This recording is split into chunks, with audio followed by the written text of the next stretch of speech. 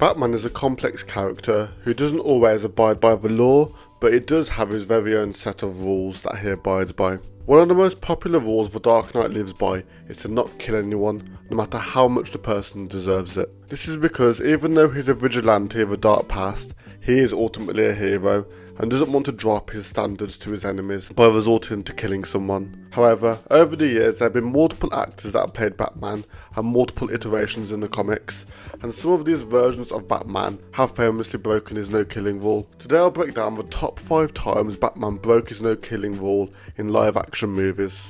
Point 1. Michael Keaton in 1989's Batman. In Tim Burton's Batman, Michael Keaton's version is actually one of the more ruthless Batmans. There's a scene at Axis Chemicals where Batman literally bombs the whole place. He drops explosives, then walks away while the whole building explodes. People definitely die inside, and there's no chance anyone would have survived that. There's actually a couple scenes in this movie where this Batman kills people. He just doesn't seem to abide by the no-killing rule at all, and it was very clear that this Batman wasn't afraid to kill. Point 2. Michael Keaton in Batman Returns in 1992. This is Keaton's second Batman film now, and he still isn't following his no-killing rule. In one scene, Batman straps a big chunk of dynamite to a strong man's chest, and he smirks and punches him down, and then the guy later on explodes. There's no debate here that this killed the person, and the worst thing is, he didn't even need to kill him. The guy at the time wasn't causing any direct threat to Batman, and Batman could have got away if he wanted to, but instead decided to kill him. Point 3. Ben Affleck in Batman v Superman Dawn of Justice 2016. Now on to the more modern version of the Dark Knight. Ben Affleck's Dark Knight is definitely the most violent Batman we've seen in live action. His most notable killing scene is definitely the warehouse scene, which is probably my favourite Batman scene of all live action movies. He stabs, shoots and beats people to death. He even uses a guy as a human shield and then throws a crate right at another person's head. He didn't hold back at all, but unlike Keaton's Batman, this was definitely more justified.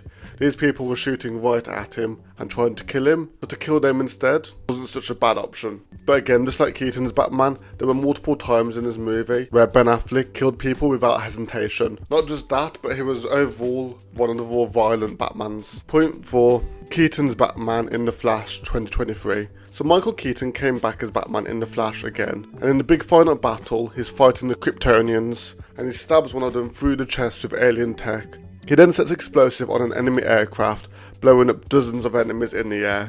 He's clearly using lethal force the whole time, and still doesn't care about killing anyone. At number 5, we have Christian Bale's Batman in Batman Begins. Technically, he wasn't actually Batman at this point, and this was a scene throughout his origin story, but he blows up a whole League of Shadows building, most likely killing numerous members of the League of Shadows. Ironically, he did this as a result of refusing to kill someone else, so it didn't really make sense. But they are the top 5 times Batman had ignored his no-killing rule in live-action films. These were just 5 times spread across 3 different Batmans, and there are plenty more. So it is very clear to say, even though it is a rule, it's not one that's enforced very often.